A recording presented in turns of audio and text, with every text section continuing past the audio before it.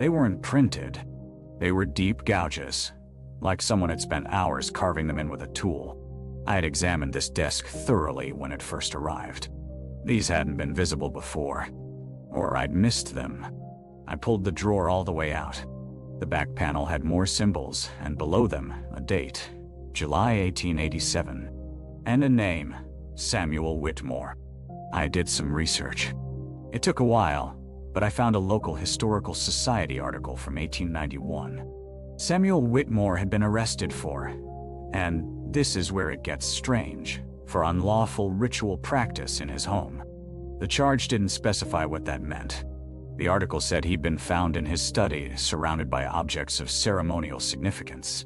He died in prison a year later. Cause of death, not listed. After I found that information, things accelerated. I started having dreams. Not nightmares, exactly. They didn't have that exaggerated quality.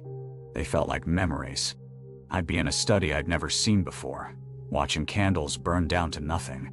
I'd watch someone. I never saw their face clearly, arranging objects on a table. The same symbols from the drawer appeared on every wall. And there was a sound.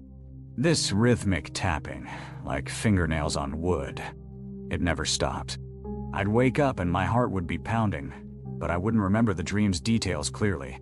Just the feeling of them. One night, I woke up at 3:13 in the morning. Exactly. I looked at the clock before I even registered why I'd woken. My hands felt strange. There was dried ink on them. I went to the desk, and that center drawer was open again. The notepad inside was covered in writing, not my handwriting. I don't know how to describe it exactly. It was precise, controlled, almost mechanical. The page was filled with those same symbols, repeated over and over, until they covered every inch of white space, overlapping each other into this dense pattern that hurt to look at. I didn't write that. I know that with absolute certainty. I'd gone to sleep. I'd woken up. There was no explanation. I should have thrown the desk away that night. Looking back, that's what I should have done. But I was curious. I told myself it was curiosity anyway. Maybe it was something else. I called an antiques expert, a woman named Dr. Reeves who I'd consulted before. I sent her photos of the symbols, but I didn't mention anything about the other things. When she called back, she was quiet for a long moment before speaking. She said the symbols were associated with something called a binding practice. That's the term she used. Binding practices. She explained that in the late 1800s, some occultists believed you could anchor intentions into objects by carving specific patterns and performing specific actions. The object would supposedly become a conduit for whatever intention had been embedded into it. I asked her what would happen if someone had done that. She said it depended on what the intention was.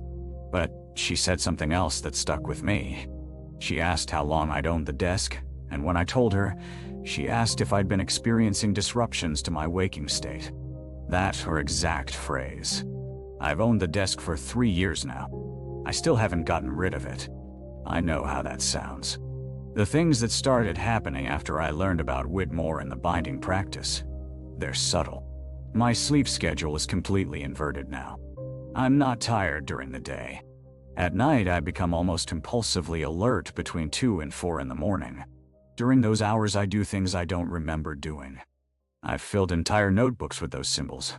I've rearranged my furniture in precise geometric patterns. I've stood in front of the desk for hours, according to my security footage. I checked, with my hands moving through some kind of ritual motion. Last week, I found carved symbols on my bedroom wall. The plaster was damaged, like someone had spent a long time working at it with something sharp. I didn't carve them. The thing is, I don't feel possessed, or controlled, or anything like that. I feel fine during the day. I go to work, I see friends, everything is normal.